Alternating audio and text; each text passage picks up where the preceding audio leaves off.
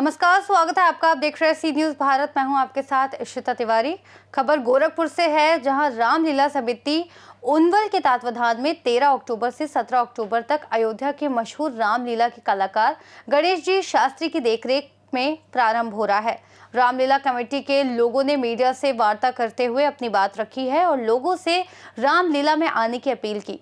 आपको बताते चले कि उनवल में रामलीला का मंचन 1962 से रजिस्टर्ड संस्था शैक्षिक एवं सांस्कृतिक प्रसार समिति के माध्यम से होता आ रहा है, जिसका श्री गणेश महान स्वतंत्रता संग्राम सेनानी और बांसगांव विधानसभा के प्रथम विधायक दिवंगत पंडित गणेश दत्त पांडे के द्वारा किया गया था।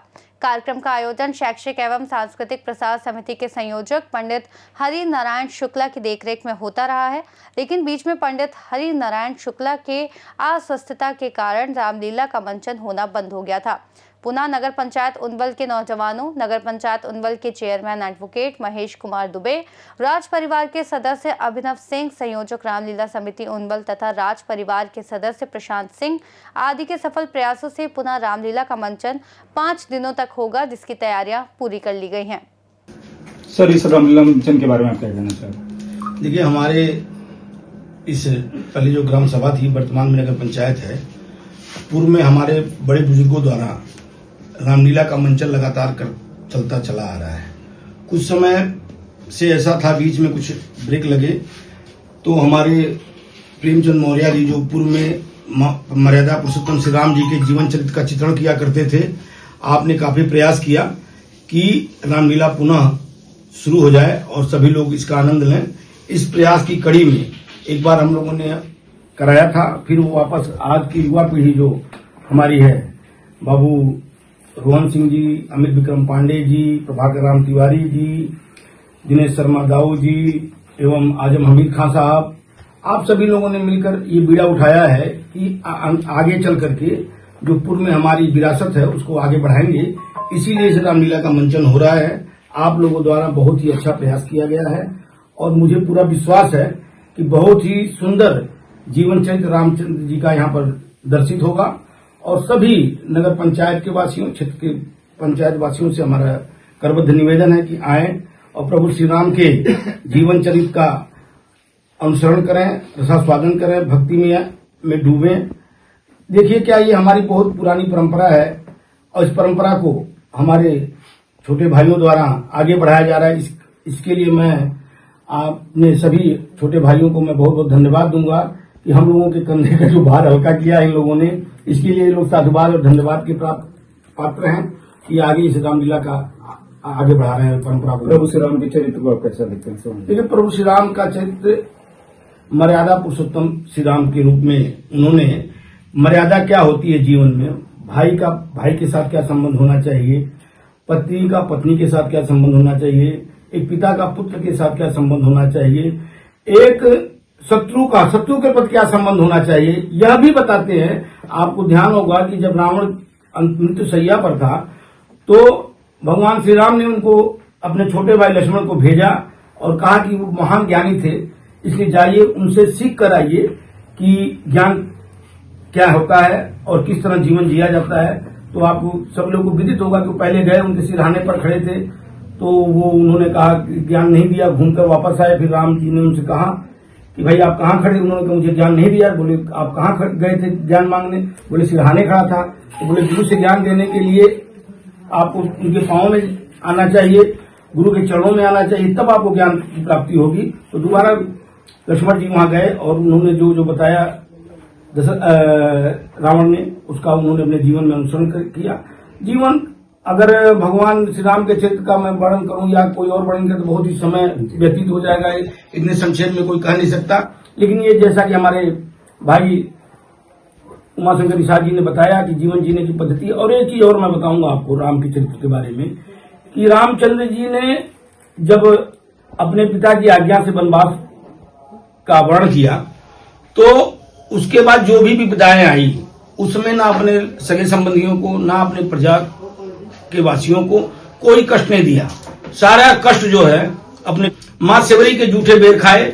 वो ये बताना भी चाहते थे कि समाज मानव जीवन में, इस जीवन में जो कोई भी व्यक्ति बड़ा या छोटा नहीं होता है, सभी लोग बराबर हैं। इसलिए इस संदेश को देने के लिए उन्होंने पत्थर की अहिल्याबाई को छुआ, माता शबरी के बेर खाए, निषाद राज केवट के द्वारा जो भवसागर को खुद पार कर सकते थे, तो क्या वो नदी नहीं पार कर सकते थे? लेकिन वो सब कुछ बताना चाहते थे, कोई छोटा बड़ा नहीं होता। इसलिए महाराज केवट के पास गए, उनके साथ मित्रता की, उनको अपना मित्र बनाया। आपको बता दूं कि जब उनका राज्याभिषेक हुआ तो विशेष रूप से आमंत्रित किया गया था निषाद राज जी को। इसके अलावा वो आगे गए तो जंगलों में विचरण किया, वहां के आदिवासियों के साथ अपनी मित्रता की एवं बंदर भालुओं को साथ लेकर के सेना बनाई। उसमें कोई राजा को निमंत्रण नहीं दिया था। उधर चक्रवर्ती महाराज दशरथ के पुत्र थे, वो चाहते थे कई देश के राजा आकर उनके साथ रावण से युद्ध करने के लिए, लेकिन उन्होंने उनको नहीं बुलाया। उसी समाज के दबे कुचले वंचित लोगों को साथ लेकर अपनी सेना बनाई और महापराक्रमी, महाज्ञानी और प्रकांड विद्वान को हरा कर दिखाया। तो ये उनका जीवन का ये संदेश है। ये आप मीडिया के माध्यम से क्या संदेश देना चाहेंगे लोगों को?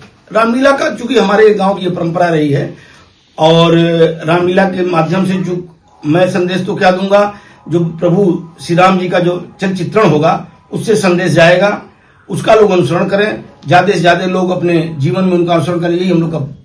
क्या नाम है सर आपका? प्रशांत कुमार सिंह। सर, किस संबंध में मीडिया वार्ता की जा रही है? सबसे पहले आप सभी मीडिया बंधुओं का बहुत बहुत स्वागत है, अभिवादन है। ये प्रेस वार्ता इसलिए रखी गई क्योंकि इस बार उनवल की जो प्राचीन रामलीला का आयोजन एक बार फिर किया जा रहा है उनवल में, और इसकी तारीख 13 अक्टूबर से लेकर 17 अक्टूबर तक तय की गई है और इसके लिए ये प्रेस वार्ता की गई है। और इस रामलीला का सबसे बड़ा उद्देश्य यह है कि सामाजिक समरसता का एक मैसेज जो उनवल हमेशा देता रहा है, एक बार फिर उनवल की इस धरती से जाए पूरे क्षेत्र में। और आप सभी लोगों से, आपके माध्यम से कहना चाहता हूं उनवल नगर पंचायत की जनता और आसपास के लोगों से कि भारी संख्या में आए यहाँ पे और इस आयोजन को सफल बनाए। ये कितने दिवस की रामलीला चलेगी? ये 5 दिन की रामलीला का आयोजन किया जा रहा है। 13 अक्टूबर से लेकर के 17 अक्टूबर तक ये चलेगा। समरसता, सामाजिक सौहार्द और सामाजिक प्रेम के बारे में बात की अभी, इस संबंध में आप कैसे देखते हैं? देखिए, सामाजिक समरसता का प्रभु श्री राम के जो उनका चरित्र है उससे बड़ा उदाहरण कोई हो नहीं सकता है। वो जिस तरह से वो सभी समाज के लोगों को लेकर चले, और उसी तरह हम लोगों का भी उद्देश्य है कि समाज का हर व्यक्ति इस रामलीला कार्यक्रम से जुड़े और जुड़ भी रहा है आज तक है। और इसीलिए यही सामाजिक समरसता का ये है कि लोग जुड़े और इसका एक अच्छा मैसेज। सर, अभी तक आपके अध्यक्ष ने कहा कि मतलब ये रामलीला सामाजिक सौहार्द और सामाजिक समरसता और एकता भाईचारे का प्रतीक, तो इसके बारे में आप क्या कहना चाहें? देखिए, हम लोग एक तरह से हर समाज, हर वर्ग के लोगों को जोड़ने का काम कर रहे हैं। यहाँ पर रामलीला में हर वर्ग के लोगों की सहभागिता है। ये रामलीला कितनी प्राचीन है, जो उनवल की रामलीला? रामलीला तो आदि काल से है और रामचरितमानस के ऊपर आधारित चित्रण के द्वारा बताया जाता है। और एक तरह से जान लीजिए कि मानव जीवन जीने का तरीका सिखाता है। तो मानव जीवन जीने का तरीका और संस्कार दोनों सिखाता है। अगर इसमें 50% भी अगर हम लोग फॉलो कर लेते हैं तो एक तरह से समझ लीजिए कि अच्छे आभास होंगे।